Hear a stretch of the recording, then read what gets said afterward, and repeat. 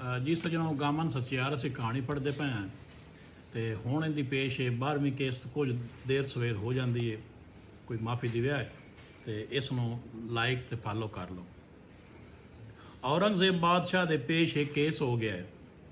ਉਸ ਮੁਕੱਦਮੇ ਦੇ ਵਿੱਚ 3 ਬੰਦੇ, ਉਹਨਾਂ ਬੰਦੇ ਕਈ ਕਤਲ ਕੀਤੇ। ਬਾਦਸ਼ਾਹ 3 ਨੂੰ ਮੌਤ ਸਜ਼ਾ ਸੁਣਾ ਛੱਡੀ। ਇੱਕ ਔਰਤ ਉਹਨਾਂ ਦੀ ਵਾਰਿਸ ਉਸ ਅਪੀਲ ਕੀਤੀ ਅਖੇ ਬਾਦਸ਼ਾਹ ਤੂੰ ਅਦਾਲਤ ਠੀਕ ਕੀਤੀ ਹੈ, ਦੇ ਕਿਆਮਤ ਦੀ ਅਦਾਲਤ ਹੋ ਰਾਣੀ ਹੈ, ਅਦਾਲਤ ਦੇ ਉੱਤੋਂ ਰਹਿਮ ਦੀ ਅਪੀਲ ਕਰਨੀ ਹੈ। ਕੁੱਲ ਮੁਜਰਮ ਮੌਲਾ ਘੁਸ ਗਿਆ ਮਾਫੀ ਚਦੇ। ਸ਼ਹਿਨशाह ਸਲਾਮਤ 3 ਮੌਤ ਸਜ਼ਾ ਕੀਤੇ ਨਹੀਂ। ਮੈਂ ਰਹਿਮ ਦੀ ਅਪੀਲ ਕਰਨੀ ਆ, ਖੁਦਾ ਸਾਡੇ ਗੁਨਾਹ ਵੇਖ ਕੇ ਮਾਫ ਕਰ ਛੁੜੇਂਦਾ ਹੈ। ਇਹਨਾਂ 3 ਵਿੱਚੋਂ ਇੱਕ ਅੱਲਾ ਵਾਸਤੇ ਮੈਨੂੰ ਦੇ ਛੱਡ। ਇੱਕ ਮੇਰਾ ਪੁੱਤਰ ਹੈ, ਇੱਕ ਮੇਰਾ ਭਰਾ ਹੈ ਅਤੇ ਇੱਕ ਮੇਰਾ ਘਰ ਵਾਲਾ। ਨਹੀਂ ਤਾਂ ਮੈਨੂੰ ਵੀ ਮੌਤ ਸਜ਼ਾ ਦੇ।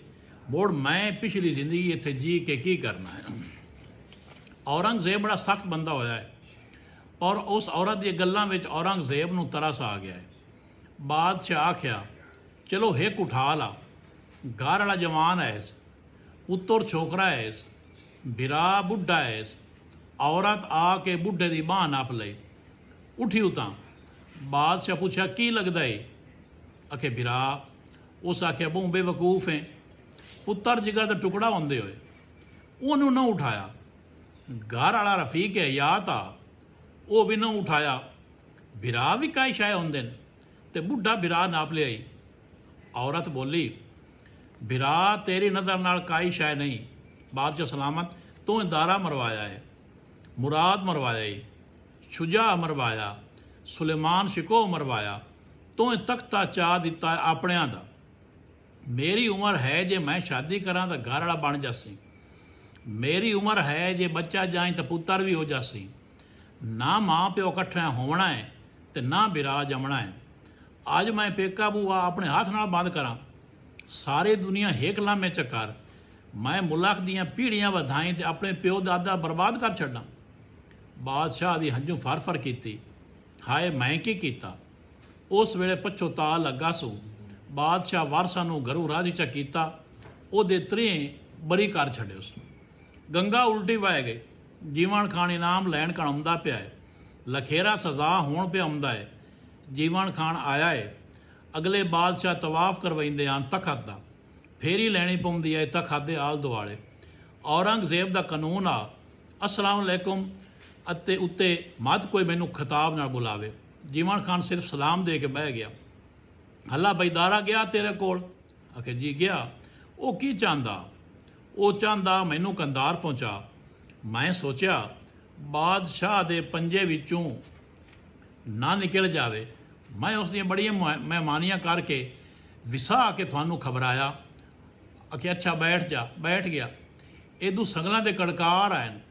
ਤੱਕਿਆ ਹੈ ਤਾਂ ਬੇੜੀਆਂ ਵਗੀਆਂ ਹੋਈਆਂ ਹਨ, ਹੱਥ ਕੜੀਆਂ ਲੱਗੀਆਂ ਹੋਈਆਂ ਹਨ, ਗਲ ਦੇ ਵਿੱਚ ਤੋਕ ਹੈ, ਸੀਨਾ ਬਸੀਨਾ ਰਿਵਾਇਤ ਹੈ ਜੋ ਸ਼ਹਾਦਤ ਖਾਨ ਬਹੁ ਉੱਚੇ ਕੱਦ ਦਾ ਬੰਦਾ।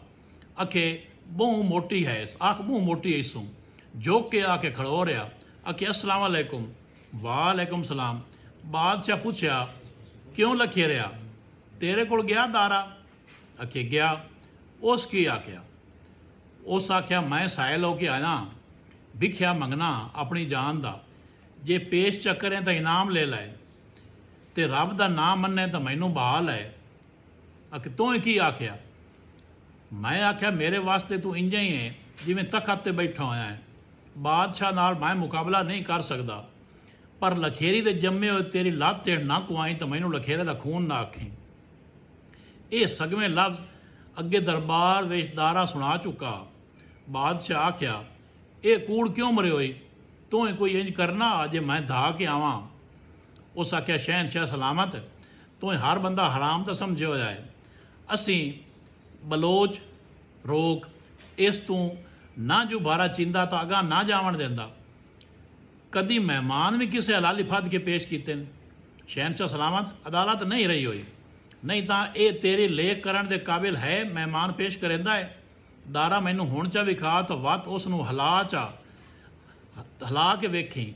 ਜੇ ਮੈਂ ਸਭ ਤੋਂ ਪਹਿਲਾਂ ਜਾਣ ਨਾ ਦੇਵਾਂ ਤਾਂ ਮੈਨੂੰ ਲਖੇਰੀ ਦਾ ਬੱਚਾ ਨਾ ਆਖੀ। ਤਾਂ ਬਾਦਸ਼ਾਹ ਦੀ ਹੰਝੂ ਛਪ ਛਪ ਕੀਤੀ।